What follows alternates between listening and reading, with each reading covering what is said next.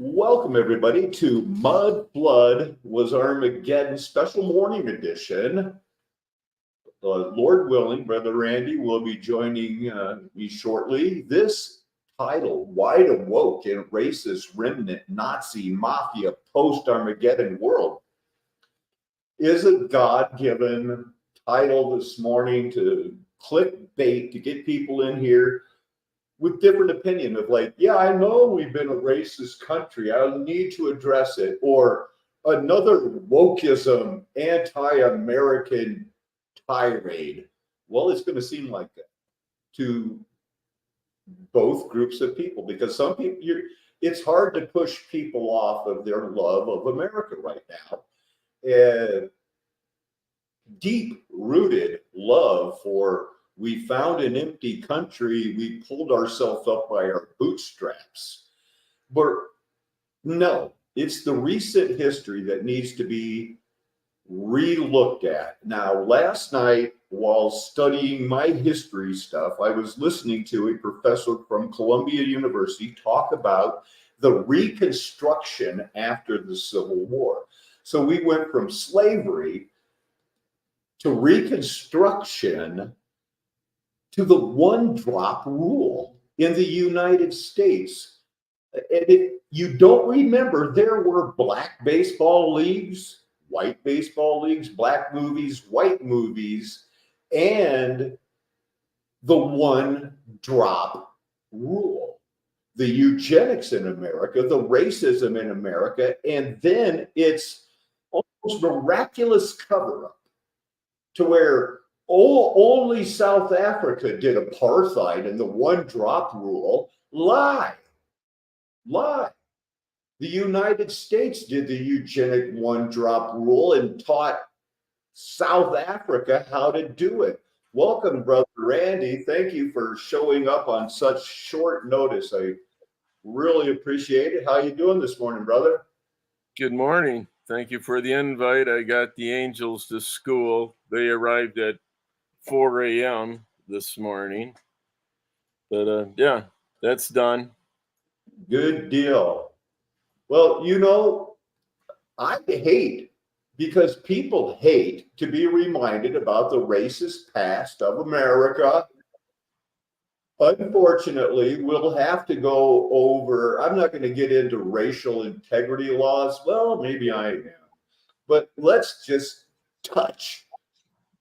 refresh their memory, Randy, about the one-drop rule in the United States. It wasn't a legal principle of racial classification. It wasn't prominent until the 1900s. In the United States, any person with even one ancestor of black ancestry, one drop of black blood, is considered black, Negro, colored in historical terms. It's an example of hypodescendant that it doesn't matter if your father owned the farm, if your mother was a slave, any descendant of you goes to the lowest, as they consider it, the lowest assignment. So he's white, you're black, they're black. It's a rule in the United States. You don't have to. Go ahead, Randy. Well, it sounds like a type of caste system, so to speak. Wow. Of course, it sounds like a caste system, Randy, because you nailed it. It is a racial caste system like they have in India. Very popular there, yes. We made that work in the United States until after the Civil War. We wanted to free the slaves, but then the white people said, what have we done? Let's take all of their elected officials out of the South, remove them, and things will be better. It was the antebellum conditions. Because before the Civil War, free individuals of mixed race were considered legally white. if they had less than either 1/8 or 1/4, that's a lot. But that's only in Virginia, a little bit more stringent, as we'll find out, the state where there have been more presidents from Virginia than any other state. At least that was true when I learned it in the 80s. But I don't think Barack Obama claimed to be from Virginia, or George Bush, or Donald Trump. So I think I'm good on that. Yeah. Thomas Jefferson, slave owner, racial raper, I guess. People don't want to see that. I think they could have been in love, Randy. Native Americans, the early colonial years, children born of Native people who were here first, and we genocided them by using 506 treaties, all intended to be broken after the other side had capitulated. That's our team. That's our guys. We did that. The Indian Reorganization Act of 1934 gave the Navajo the legal right to die for their country using Navajo language as code talkers. People assigned to them that if they're going to get captured, kill that Navajo, because we don't want him to fall into the enemy hands. It's right here. White people. This guy, Langston Hughes, like the first black thing, his children look white. Webb Du Bois, one of the great black radicals, he looks white. Webb Du Bois looks white. Some of these people, a lot of them would have passed for white. They were not allowed to be passed as white. It's a tough subject, Randy. And well, yeah, without DNA testing, and I believe that's how Israel did their genetics quite often, is you can't deny who the mother was, but the father could be in question, so to speak. If you know what I'm I do know what you're implying, saying, man. huh? But you can't really deny who the child's mother is. The Israeli Hebrew people in the Bible, Israel, you could not come in to be a priest unless you could trace your lineage. And now that people can't do that, Randy, it's over. We could go down here and look. Like I said, this is going to be it's a quick spur of the moment thing. These archives, what am I under? Langston Hughes, black poet, activist. No relation, right? Or is this a family Hughes ancestry? Yep. Look at this mulatto. This was a real definition. It's the racial classification. What I need to do, Randy, is just show people that this goes back to great big mysteries after World War II, when we started drafting the Nazis for Operation Paperclip. The added 1,000 years, everything is all about obscuring history right now. Mulattoes. Certainly, yeah. We're in the age of, if you can think it, then, you can claim whatever you want. I guess he's a mulatto. In South Africa, colored is a term to refer to individuals with some degree of sub-Saharan ancestry. We could say that's one drop, but subjectively not enough to be considered black under the apartheid era's law of South Africa. Like the United States, they had the one drop rule, so they had to figure it out. So they could say they're colored. Well, they're still not all white. It's It's sad but true, because the Bible is preparing us for a time when the true Israel is every tongue, every color, every tribe. Some are from each group, Randy.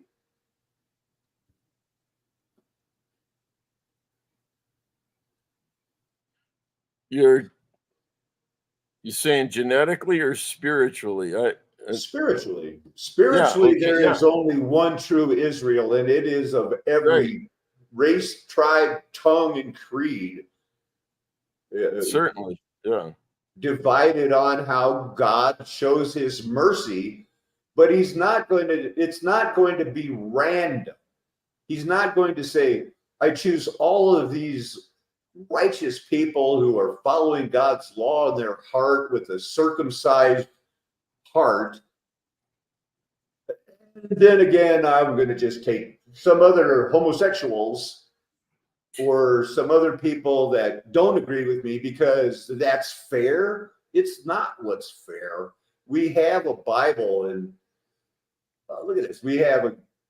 There's even a term called the Mexican Inquisition.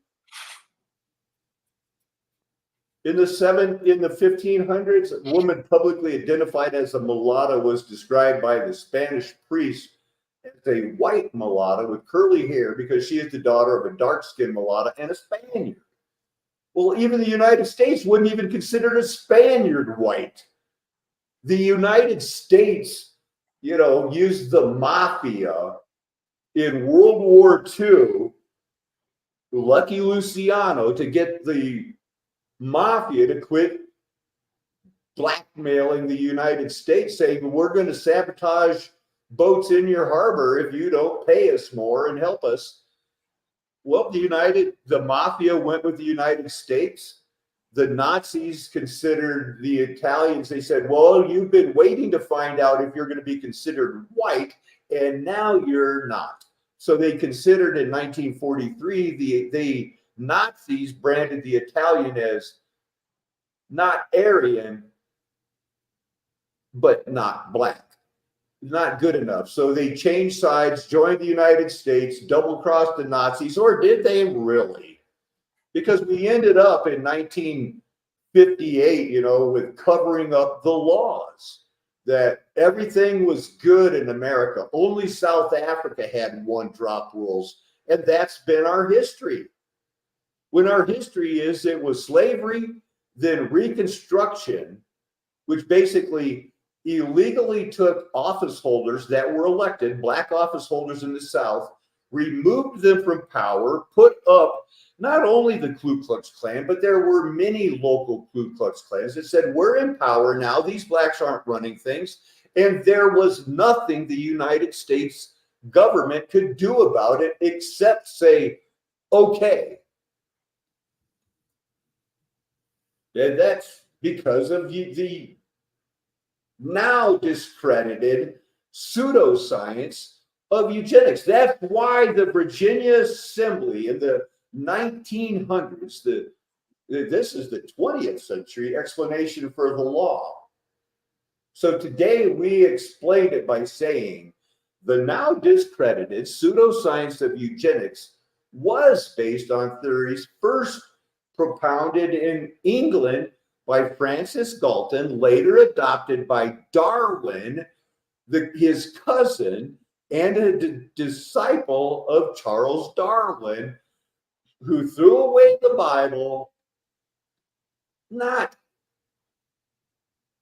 figuratively, but literally, because they still saved room for the white people being Israel. But the goal of their science of eugenics was to improve the human race by eliminating what the eugenic movement's supporters considered hereditary disorders or flaws that, through selective breeding like horses and social engineering, the eugenics movement proved popular in the United States and Germany and Italy and Hungary, Bavaria, all of the countries. Everybody loved racism, and it was popular in the United States with Indiana enacting the nation's first eugenic-based forced sterilization laws as early as 1907, followed closely by Wisconsin, which was the first state to enact legislation that required medical certification for persons who applied for marriage license, because we can't trust our own blood pool anymore. So no, you can't. If you're a Native American, the days of marrying a white person, those are over. No more interracial marriages, or we'll throw them in jail. They say that laws had existed long before the emergence of eugenics, first enacted when slavery had become essentially a racial caste. Such laws in Virginia and much of the United States said it lasted until 1960. Much longer. Well, that was a but the first families decade of turmoil. Yeah, the 60s. Yeah, the decade of turmoil, right? Where we went from all of a sudden. Now, this honestly. That's when we ended up on the moon, wasn't it? It was 1969, a couple months right before the 70s. And now, I want to welcome Joe and Victoria. I see them in the comments, but I do want to, it's where we are in history, Randy. We're looking back and we're finding out that after World War II, we're rewriting history. And, we're pointing the finger of shame at South Africa today, like how could they be so bad? They needed to free the former classified terrorist, free him from prison and make him the president because South Africa was so wrong about racism. But we didn't do that in the United States because why? Why didn't the world point the finger at the United States like we were South Africa and shame them the way the world shamed South Africa into giving up Rhodesia and, their racist machinations? It didn't happen. Well, the United States wasn't exposed. We were still always considered that light on a hill. Well, these are, you're talking busy times. I mean, there's so much going. That's, 5 years, from 1907, by 6 years later, the money cartel. I mean, there was a lot of other stuff behind the scenes driving, what was happening. I mean, the end of the Industrial these are some highlights, Revolution. but It was as the far end as of the Industrial Revolution, the end of the sinking of the Titanic. There was the Titanic, 1913, coming right up on World War I. Wow, submarine warfare, everything else. Let's see what other tabs. Because I only want, this is what I'm going to be exposing when I go to class today. I'm just going to be saying, like, look, this is what my paper is about. The Pocahontas section, wanted to cover that, allowed people with claims of less than 1/16 American Indian ancestry to still be considered white, despite the unyielding climate of one-drop rule politics. They had to say, wait a minute, but Pocahontas was royalty and John Rolfe was noble, so why can't our white relatives, it's like, why should we be penalized? I guess is what they were saying, that these descendants from Pocahontas were once claimed with pride, but now they were going like, look, now they're worried like, oh no, the people that from the Mayflower that bred with Native Americans are somehow not going to be American, Randy. Wow. I guess they did enforce it. Unsatisfied with the Pocahontas exception, eugenists introduced an amendment to narrow loopholes. That really wasn't a one-drop rule fascination. This was considered the Virginia General Assembly, not Indiana, the first people to do racism, but Virginia kind of tried to perfect it. But it failed to pass. If adopted, the amendment would have reclassified thousands of white people as colored by more strictly implementing the one-drop rule, a law in the United States that banned them from playing baseball with white people, being in movies with white people, unless they were a porter on a train or a maid in a hotel or cab driver or something like that. You couldn't do it. Plecker reacted strongly to the Pocahontas Clause with fierce concerns of the white race being swallowed up by the quagmire of mongrelization. Randy, that wouldn't float today. You know, like, I don't want this person here with that olive covered skin. They're a bunch of mongrelizers in this quagmire of mud people. Ooh, gross. Wow, we were not nice. Not nice. So Indians, involuntary sterilization. It's what Nazis do. It's what that pseudoscience accepted by the normal schools of the time as true history. And who's going to stand up and tell their teacher they're an idiot besides Paco? And he doesn't even think it's fun. This isn't a joyful time in my life.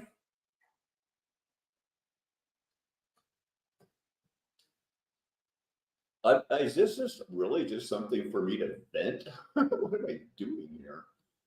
So last night, you know, I've been in these art classes, history classes, studying this history.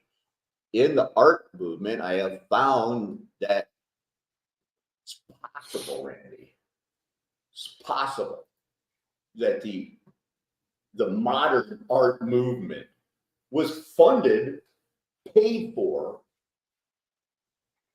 to pollute people's minds into this modern art, all a part of the same plan funded by the Guggenheims as early as the 1890s silver crash of 1893, when the only person in Colorado at the top of the market was Guggenheim, and he sold out and then moved to New York and became friends with the Rothschild Rockefeller group. And his daughter decided to start funding, well, the Nazis would have called it degenerate art, Randy. It's not realism. It's cubism. It's impressionism. It's, you know, the weirdness of Edvard Munch. You might remember him, the scream on the bridge, you know, just crazy. Picasso, you know, these were the people that money from the racist people that got all of the money when the market crashed and decided to, what the Nazis called degenerate art. And that started at what they call the Armory Show. Well, you know, with the agenda of dumbing down society, it's incremental baby steps that culminate, you know, in quite a distance of movement, you know, over time. But yeah, you have those periods where, you know, it accelerates and then subsides maybe, but it always goes continuing that same direction. Exactly. I Dumbing don't know. down.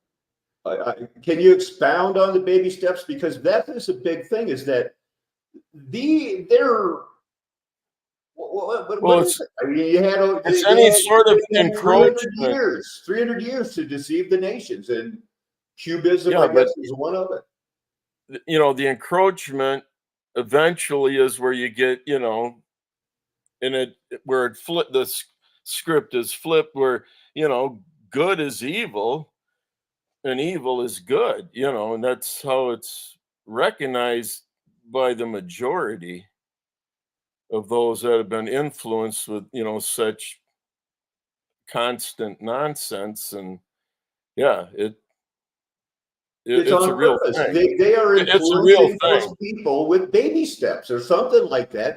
They're baby step Pied Piper marching them towards their own destruction. And it was white racists propped up who believed in Darwinism and Blavatskyism, Aleister Crowleyism, Kabbalism, nude descending a staircase. This is what the decadent art that the United States said, we don't need realism, we need this. This is nude descending the staircase. Well, there's just hey, let's just forget showing an exposed breast with a Phrygian cap, and their idea was, let's just put the nudes out there. Let's get in this mud flood building. We'll have rich people tell people in the United States during this eugenics movement, hey, the people in Europe have got this art thing figured out. Look, let's have a show. And let's sell the art. And let's invite all the white dudes to say, we're smart, they're stupid. And we These need things have more of got to this. go. Yeah.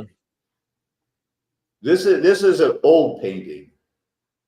Christ on the Sea of Galilee from 1854. Still living in a racist America or in Europe, but that's their art. Kind of, 1866. This is what they liked. Whistler's Mother, Renoir, In the Garden. And then all of a sudden, oh, okay. All right, let's go crazy. Let's make art something else, and let's put people like Paul Gauguin, say like, all I want to do is move to Tahiti and have sex with innocent people. And this is our new art. Congratulations, America.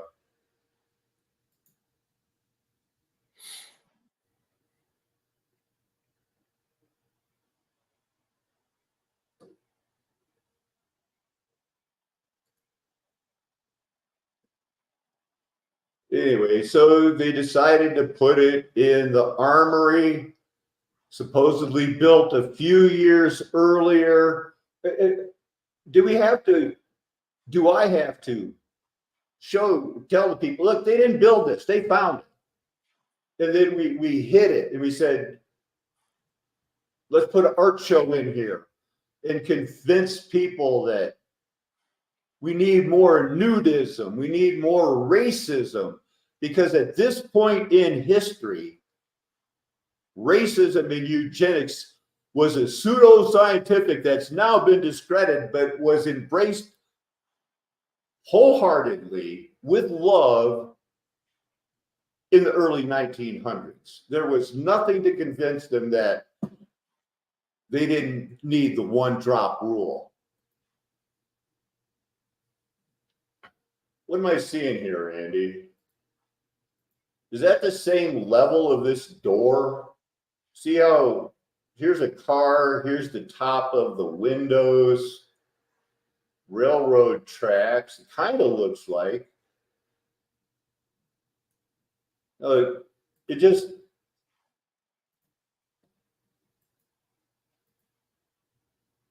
I guess that looks about the same height. I was There's a thinking, number of steps there. yeah. Just not sure about the road there, but we got the armory. We got the one drop rule. These are the, I believe we went over these last night. About 100 years old.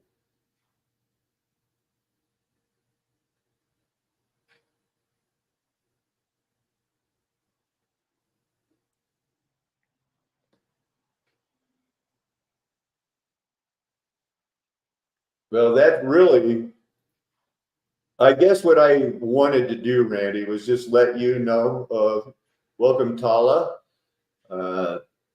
is that I really feel that I'm at a point, I'm at the university, I have to write the paper. I feel like I have to expose the fact that I believe in mud flood Armageddon to this history class. We are living in a racist thing. The Centennial State, Colorado, 1876 was put in as a state to, what? It was, founded as a state that had the second highest Ku Klux Klan ratio behind Indiana. And it was ran by racist policies until recently. The Native Americans and everything else have not fared well. The Hispanics, a lot of talk, but it hasn't been anything except a cover up of the World War II drafting of the Nazis to come here. And it seems like it was all planned, Randy. It was. This is Mafia world. The Mafia has taken over. Racists are in charge. Yeah, and their agendas, whether it's secretively moved ahead or now it's more bold in your face than what it had been. But yeah, the agenda hasn't it really changed. It's getting more clearer, so to speak. It is because they're propping up Black people in America as being almost inherently leftist. Inherently, they're communist. Inherently, they want reparations. They're the I want a handout group. That's how the right wing portrays a lot of things, is that they don't want to work anymore. They want to be on welfare, this and that. But the reality is everyone is struggling in the United States. The 70% of the people going paycheck to paycheck. Everybody knows it's getting worse. The only price that's staying somewhat level is gasoline. I saw a guy put up that they want $11 for a roll of tinfoil in San Francisco. Yeah, aluminum foil. Yeah, right. You know why? Because addicts who don't want to use needles heat up that tinfoil with heroin dabs on it, and then they snort it, and they think that it's better for them. So they're going to buy tinfoil every day. They're going to always sell tinfoil. It's a drug using thing. Because we have heroin in the United States. It's not only the opioid crisis that was planned, the fentanyl crisis, the video. Did you send me a video about Chinese people coming to America to join the army? What'd you think of that? I didn't like it. But it's real. That was a redacted. That was like brand new hour old when I sent it late last night.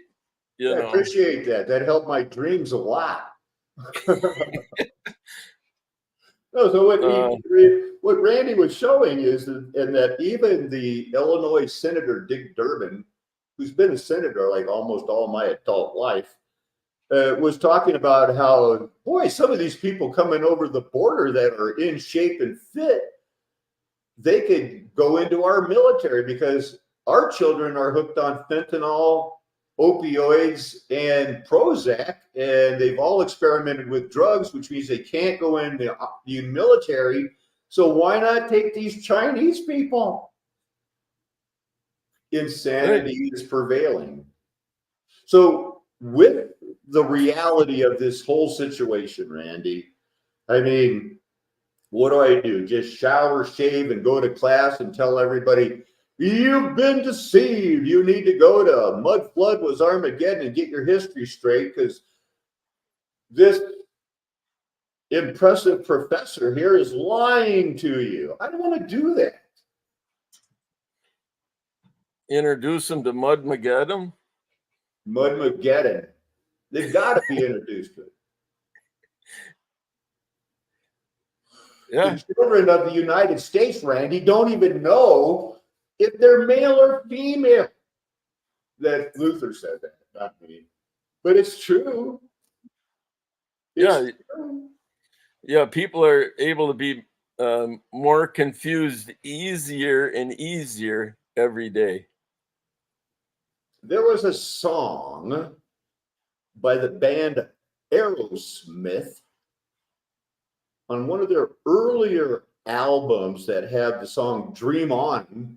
They go, dream for the laugh and dream for the tear. But another song on that was, shoot, I don't want to lose my train of thought. But the Rolling Stones that were putting it out there, it wasn't Sympathy for the Devil then. Oh, it was one of their first big hit songs after Dream On was a song called Only Women Bleed. I should look that up and confirm it because I sure wouldn't want that to not be a hit song. Only Women Bleed with the thing, Randy, is that if Aerosmith was put on the spot back in the 1970s, they'd say, well, what if a man wanted to turn into women?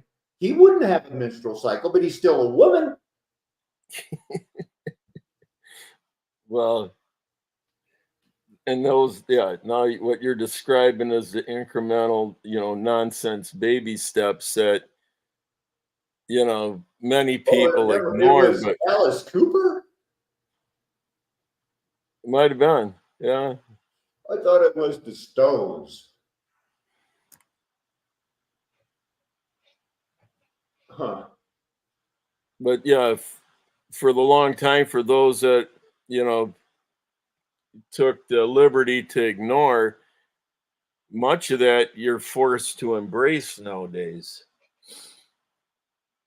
Say that again, Randy. Most of it was what?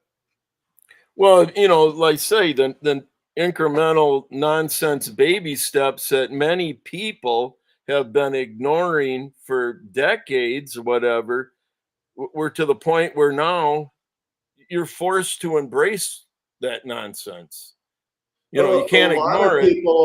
A lot of people consider Alice Cooper, I forget his real name, but they consider him a conservative.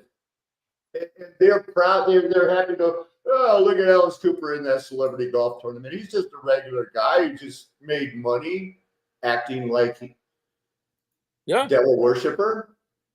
Right. I know it.